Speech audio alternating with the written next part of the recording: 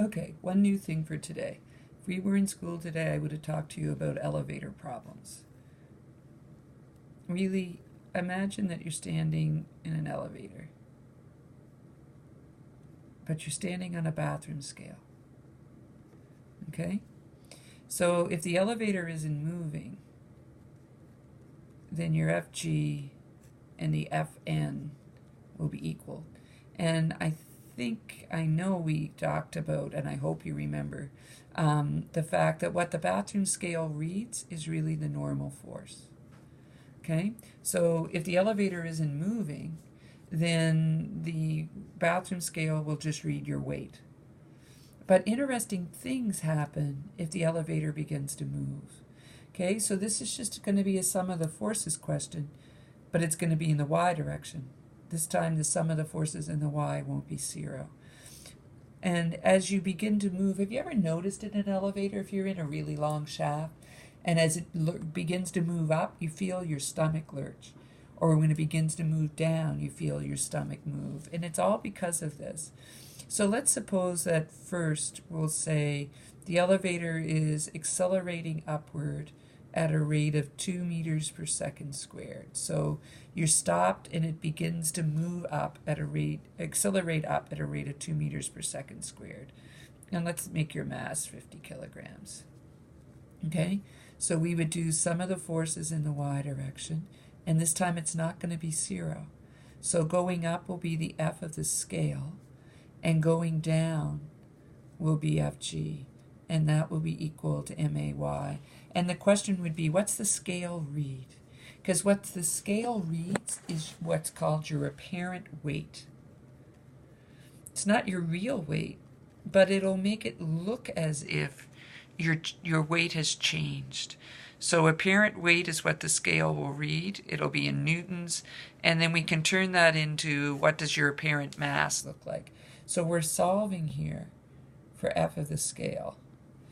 So let's take the FG over, and it went in as a negative because it was going down, and we'll call down negative. So on this side it becomes positive, and FG is just mg. So we can find out what the scale will read. We said you were 50 kilograms.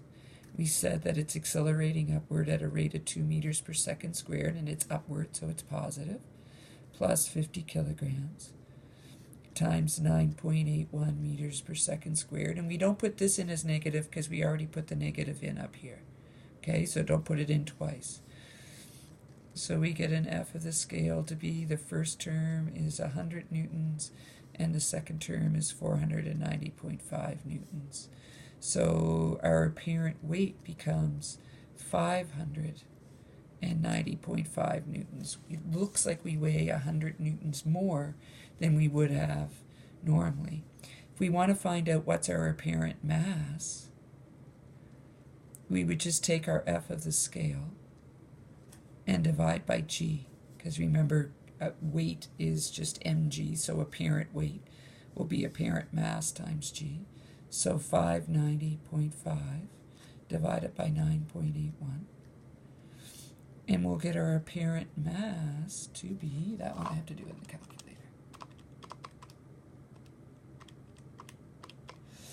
So when you accelerate upward, you feel as if you weigh more, and it's as if your mass has gone from 50 kilograms up to 60.194 kilograms. Okay, so this is elevator problems are apparent weight, apparent mass. Now let's pretend that we accelerate downward instead. So maybe we've reached our top floor. This is still our F scale or Fn.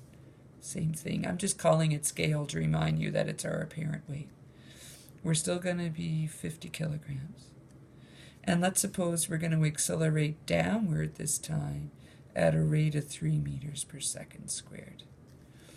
Okay, so find the apparent weight and the apparent mass. So again, sum of the forces in the y direction, not equal to 0 this time.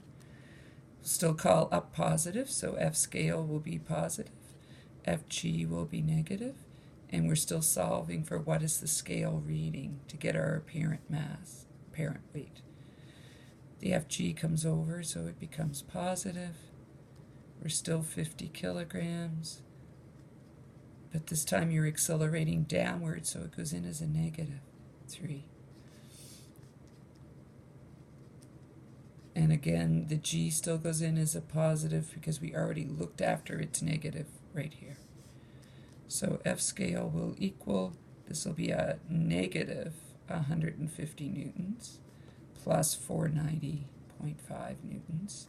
So the scale will read, we will feel as if our weight is 340.5 newtons. Again, this is our apparent weight.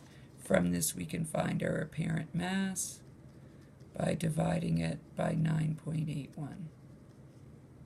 So it's supposed to be an N.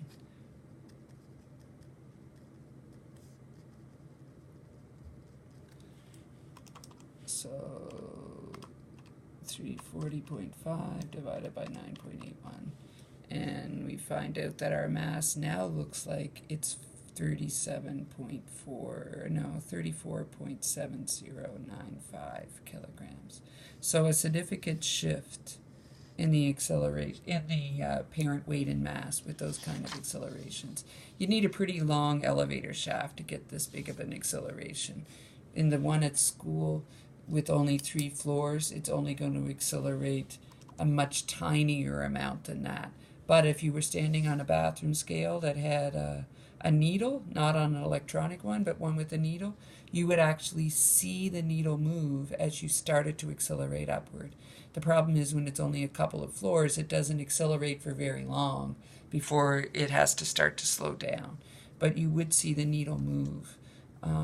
But the acceleration would probably more be something like 0.4 as opposed to 2. So it wouldn't be as drastic a change as this. It wouldn't be 10 kilograms or 15 kilograms movement. For this size, you would need to go to a real building, like something that had 10 or so floors. Okay, so your homework is going to be with some of these, and I'll post it in the group.